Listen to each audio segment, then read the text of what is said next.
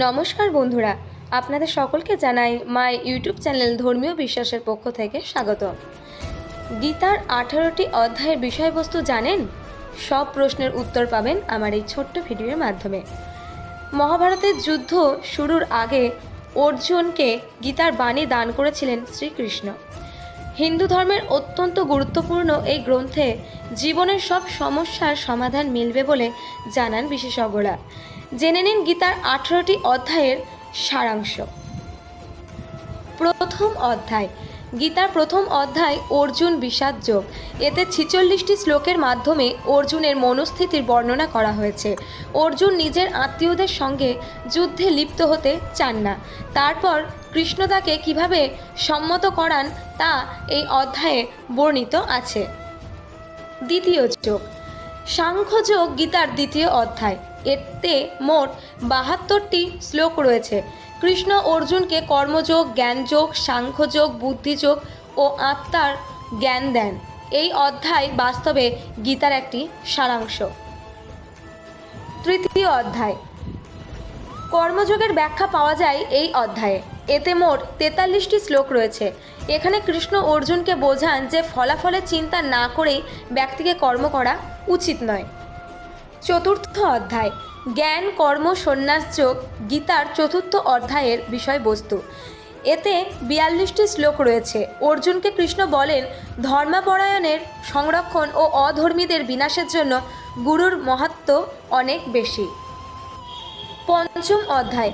কর্ম সন্ন্যাস গীতার পঞ্চম অধ্যায়। এতে 29টি শ্লোক রয়েছে। এখানে অর্জুন কৃষ্ণকে জিজ্ঞেস করেন যে কর্মযোগ ও জ্ঞানযোগ এই দুয়ের মধ্যে তার জন্য কোনটি শ্রেষ্ঠ।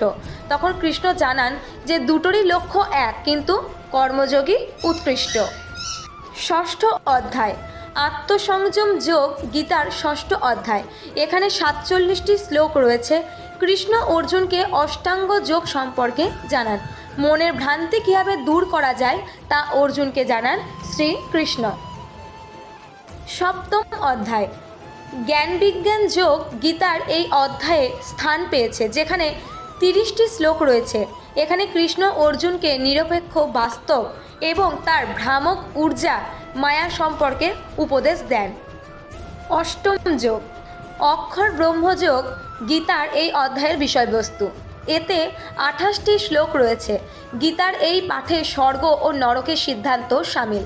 এতে মৃত্যুর আগে ব্যক্তির চিন্তা, আধ্যাত্মিক সংসার ও নরক এবং স্বর্গে যাওয়ার পথ সম্পর্কে জানানো হয়েছে। নবম অধ্যায়। রাজবিদ্যারাজ গুহ্য যজ্ঞ গীতার নবম অধ্যায়, যেখানে 34টি শ্লোক রয়েছে। কৃষ্ণের আভ্যন্তরীণ ঊর্জা সৃষ্টিকে ব্যক্ত করে, তার সৃজন করে এবং পূর্ণ ব্রহ্মাণ্ডকে নষ্ট করে দেয়। দশম অধ্যায়।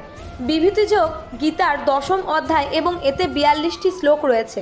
এখানে কৃষ্ণ অর্জুনকে জানান কীভাবে সমস্ত তত্ত্ব ও আধ্যাত্মিক অস্তিত্বের অন্ত করে।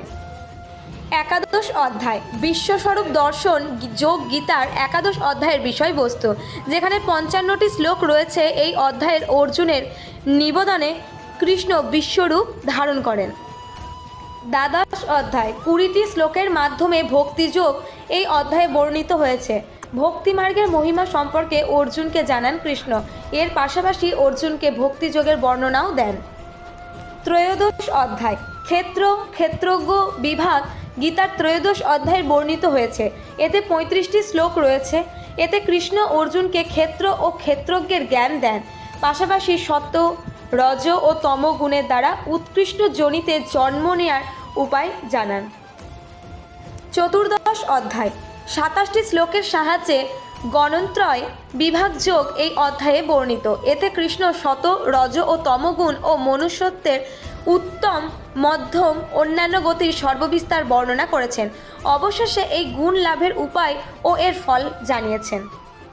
পঞ্চদশ অধ্যায়। পুরুষোত্তম যোগ গীতার পঞ্চদশ অধ্যায়। এতে 20টি শ্লোক রয়েছে। এখানে কৃষ্ণ বলেন যে ঐশ্বরিক প্রকৃতি সম্পন্ন জ্ঞানী পুরুষ সর্বপ্রকারে আমার ভজন করেন ও অসুর প্রবৃত্তির অজ্ঞানী পুরুষ আমার উপহাস করেন। ষোড়শ অধ্যায়। দৈবাসুর সম্পদ্বিভাগ যোগ গীতার ষোড়শ অধ্যায়। এখানে 24টি শ্লোক রয়েছে। এতে কৃষ্ণ স্বাভাবিক রীতিতে ঐশ্বরিক প্রকৃতির জ্ঞানী পুরুষ ও অসুর প্রবৃত্তির অজ্ঞানী পুরুষের লক্ষণ সম্পর্কে জানিয়েছেন। সপ্তদশ অধ্যায় শ্রদ্ধাত্রয় বিভাগ যোগ গীতার সপ্তদশ অধ্যায়। এতে 28টি শ্লোক রয়েছে। এখানে কৃষ্ণ অর্জুনকে জানান, শাস্ত্রবিধির জ্ঞান না থাকলে ও অন্য কারণে শাস্ত্রবিধি ত্যাগ করা সত্ত্বেও যজ্ঞ পূজা ইত্যাদি শুভ কর্মশ্রদ্ধা ভরে করে থাকেন তাদের পরিস্থিতি কেমন হয়। অষ্টদশ অধ্যায় মোক্ষ সন্ন্যাস যোগ গীতার অষ্টদশ অধ্যায়। এতে 78টি শ্লোক রয়েছে। এটি আগের সমস্ত অধ্যায়ের সারমর্ম। এতে অর্জুন কৃষ্ণের কাছে ন্যাস অর্থাৎ জ্ঞানযোগ ও ত্যাগ অর্থাৎ ফলাসক্ত রহিত কর্মযোগের তত্ত্ব জানার ইচ্ছা প্রকট করেন। ধন্যবাদ। যদি আমার এই ছোট্ট ভিডিওটি আপনাদের ভালো লেগে থাকে তাহলে সাবস্ক্রাইব করুন এবং পাশে থাকা বেল বাটনে ক্লিক করে অল নোটিফিকেশনটি অন করে রাখুন।